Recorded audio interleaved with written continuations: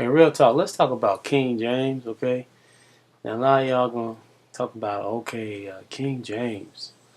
Wow, King James, he wasn't a good guy. He was a sodomite.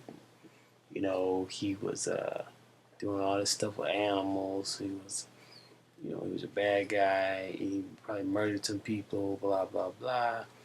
And I'm like, a lot of that's true, but you know what? That has nothing to do with how the Bible was created.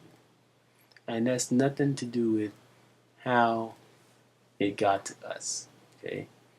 Now, for those of y'all who keep trying to preach that so you can try to disprove the Bible, I'm trying to enlighten you right quick. Okay? King James only did one thing. He took his money, he told people to rewrite, or what I should say, transpose it over in its exact form. Okay? Not rewriting it as in change it. But he told scribes to take what was already written. He didn't write a Bible. He took what was already written.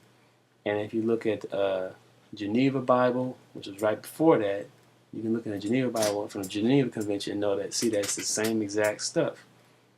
And except for that, they added a bunch of commentaries, see.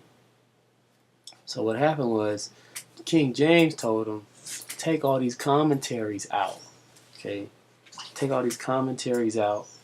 Take all these things out that's been added. Anything that's been added from other people that's commentary, like the Catholic Church had added a lot of stuff, commentaries, their opinion on stuff.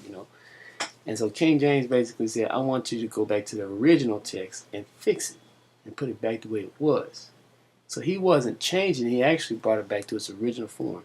And with the testimonies that God used somebody so backwards like that, he was doing stuff with animals and all that stuff, and I don't deny none of that. I know that's true. He was a homosexual and all that. But God has a way that he can use a heathen man, okay, to get his purpose across. That doesn't mean God was pleased with what he did, but because he was in that position, people are going to have their own faults anyway. But they can do one thing right. Even Martin Luther King cheated, on his wife, okay? But does that mean everything he did was wrong? No. He made a mistake. This man had some problems, but that don't mean that what he did was incorrect. So y'all leave King James alone. If you want to say you don't want to accept Jesus Christ, that's on you. That's your thing, okay? You don't want to accept it, and you want to go to hell, that's your decision.